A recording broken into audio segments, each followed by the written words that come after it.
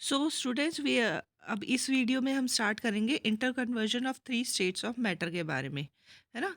तो अपन ये कह सकते हैं प्रेशर, ये जो अपना नोट है एनसीईआरटी का, ये बहुत इंपॉर्टेंट है कि प्रेशर और टेम्परेचर बहुत कुछ डिसाइड करते हैं कि कोई मटेरियल किस स्टेट में मिलेगा अपन को।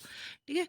अब जैसे कि आप डायरेक्टली बात करें इस पर्टिकुलर एग्जांपल की, जिसमें आप सॉलिड को डायरेक्टली सब्लिमेशन के थ्रू गैस, सॉलिड का गैस में कन्वर्ट होना, जो ये प्रोसेस है सब्लिमेशन कहलाता है। तो कि सब्लिमेशन का एक एग्जांपल है ड्राई आइस का। तो ड्राई आइस आप जानते होंगे, इस किसको कहते हैं? सॉलिड कार्बन डाइऑक्साइड को ड्राई आइस कहते हैं। ठीक है। तो सॉलिड कार्बन डाइऑक्साइड क्या क्या प्रॉपर्टी होती है? वो अंडर हाई प्रेशर अपन स्टोर कर सकते हैं। ठीक है। तो अब ये जो सॉलिड कार्बन डाइऑक्साइड है, ये कन्वर्ट हो जाती है गैसियस स्टेट में, कब? On decrease of pressure to 1 atmosphere, है ना? जब हम प्रेशर को डिक्रीज करेंगे 1 एटमॉस्फेयर में, without converting into the liquid state, है ना? तो this is the reason why the solid carbon dioxide is also known as dry ice, है ना? इस कारण से इसको ड्राई आइस भी कहा जाता है, क्योंकि वो डायरेक्ट है ना, कन्वर्ट हो जाती है गैस में on decreasing the temperature to 1 atmosphere. अब यहाँ देखिए, ये जानने की बात ज़रूरी है कि 1 एटमॉस्फेयर किसको कहा गया है।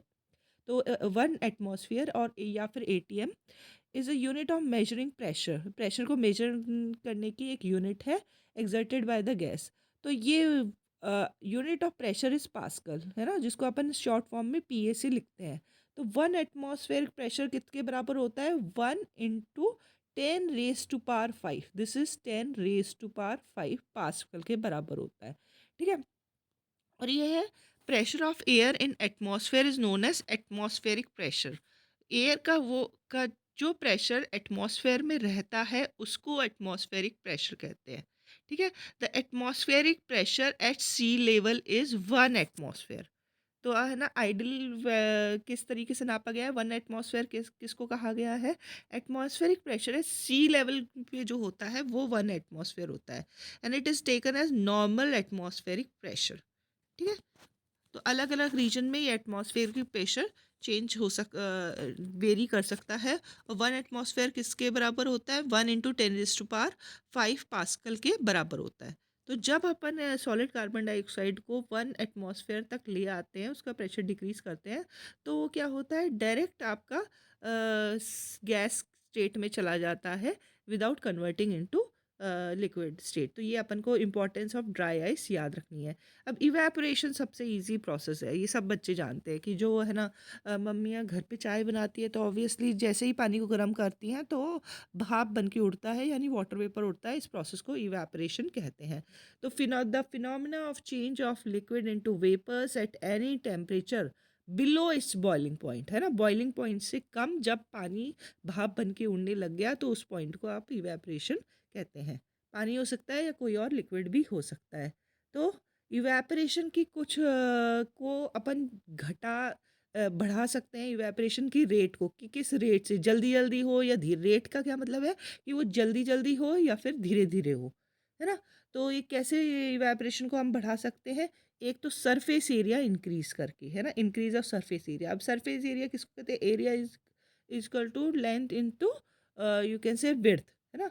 तो अगर आपने मान लो एक छोटा सा टम्बलर लिया, है ना, उसमें से पानी वाटर वेपर बन के उड़ रहा है, और एक जिसका एरिया ही बड़ा है, इतने बड़े एरिया का है, उससे पानी उड़ रहा है, तो ऑब्वियसली ये क्या है? ये ज़्यादा अमाउंट से पानी उड़ा, भाप ज़्यादा बनी, है ना? तो एक तरह से अपन इवेपोरेशन की रेट को इंक्रीज कर रहे हैं by increase of surface area. फिर दूसरा है इंक्रीज ऑफ टेम्परेचर। तो जैसे जैसे टेम्परेचर बढ़ाएंगे तो ऑब्वियसली जो वाटर मॉलिक्यूल्स हैं उसमें काइनेटिक एनर्जी आएगी, और वो एनर्जी क्या होगी? उस फोर्स ऑफ अट्रैक्शन जो है पार्टिकल्स के बीच में, वाटर के पार्टिकल्स के बीच में, उसको ओवरकम करेगी। तो वाटर का जो पार्टिकल है वो ज़्यादा फ्री हो जाएगा। तो फ्री होगा तो उसकी टेंडेंसी क्या होगी? वेपर्स बनने की ज़्यादा होगी, क्योंकि उसमें एनर्जी ज़्यादा है। ठीक है। तो इस तरीके से अपन टेम्परेचर से बढ़ा सकते हैं। फिर नेक्स्ट एक इम्पॉर्टेंट पॉइंट है कि बाय डिक्रीज इन ह्यूमिडिटी, है। तो ये डिक्रीज इन ह्यूमिडिटी जो होती है, बेसिकली सबसे पहले ये समझिए कि ह्यूमिडिटी क्या होती है। तो humidity is amount of water vapour present in the air, कि एयर में वाटर का क्या कंटेंट है। तो एक पर्टिकुलर फिक्स्ड अमाउंट तक ही एयर वाटर को होल्ड रख सकती है, उसके ज़्यादा तो क्या है, वाटर वेपर की तरह वो अपने आप में कंटेंट एयर नहीं रख सकती, है ना। तो अगर water in the air is already high, तो रेट ऑफ इवेपोरेशन अपनी डिक्रीज हो जाएगी। तो ये जो फैक्टर थे, इंक्रीज ऑफ सरफेस एरिया क्या करा रहा था, रेट ऑफ इवेपोरेशन बढ़ा रहा था। इंक्रीज ऑफ टेम्परेचर क्या कर रहा था, ये भी बढ़ा रहा था। पर है, अगर ह्यूमिडिटी इंक्रीज होगी तो वो डिक्रीज करेगा, और अगर ह्यूमिडिटी को आप डिक्रीज कर दो, है ना, ह्यूमिडिटी डिक्रीज कर दो तो भी अपना वाटर वेप इवेपोरेशन का प्रोसेस बढ़ जाएगा। और फिर लास्ट है इंक्रीज इन विंड स्पीड। तो विंड स्पीड बढ़ा बढ़ा दोगे तो यानी जो हवा उसको पानी को के भाप को ऊपर ले जा रही है, उसकी स्पीड बढ़ा दोगे तो जल्दी जल्दी जल्दी जल्दी वो भाप ऊपर चली जाएगी। तो यानी आपने रेट ऑफ इवेपरेशन यानी इवेपरेशन होने की गति आपने बढ़ा दी। तो इन इन चार फैक्टर से अपन इवेपरेशंस को की रेट को बढ़ा सकते हैं। ठीक है। फिर अपने बुक में लिखा, एक क्वेश्चन ये पूछा गया है कि क्या आप कुछ एग्जाम्पल साइट कर सकते हैं अपनी डेली लाइफ से, जहां आपको लगता है कि इफेक्ट, कूलिंग इफेक्ट लगता है ड्यू टू इवेपोरेशन, है ना।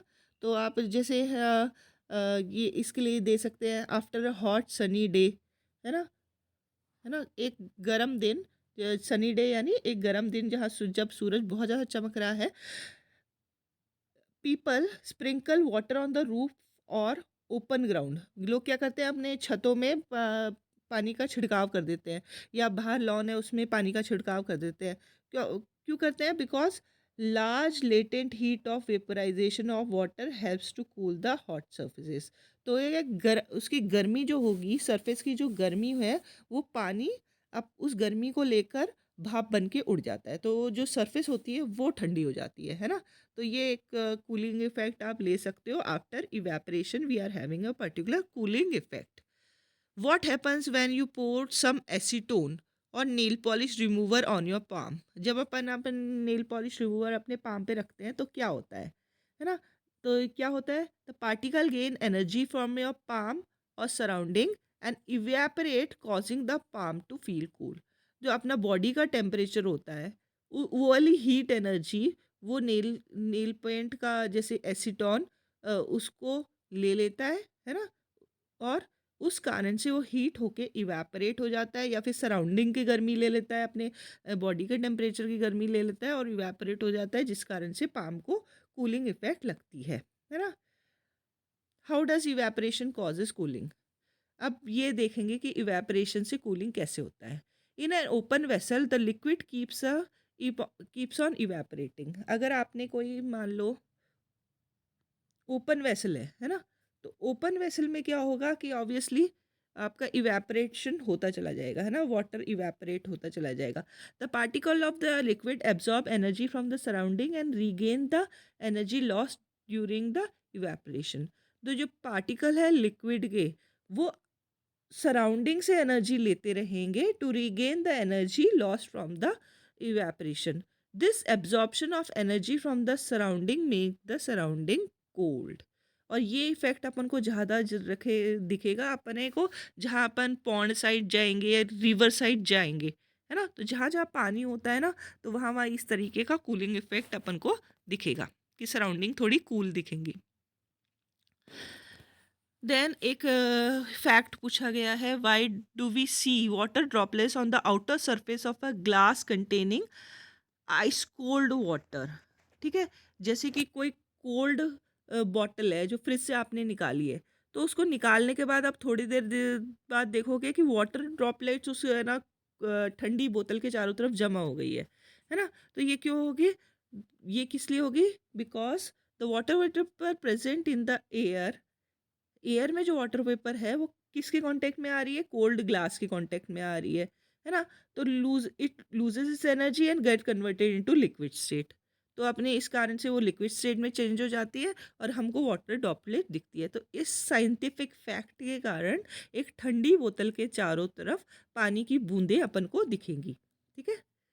फिर इंक्रीजिंग और decreasing the pressure can change the state of matter है। तो ये एक एक्सपेरिमेंट दिखाया गया है कि एक सिलेंडर लिया, तो एक है ना, ये एक सिलेंडर है ना, और सिलेंडर में एक पिस्टन, एक रॉड है बेसिकली, है ना, रॉड है, और फिर जो आपको प्रेशर डाल रहे हो उसको, है ना, आप प्रेशर डाल रहे हो, ठीक है। तो प्रेशर डालने पे आप क्या होता है, इसका ये कंप्रेस हो गया, कंप्रेस होने पे क्या हो गया, इसके सारे पार्टिकल्स पास पास आ गए, है ना।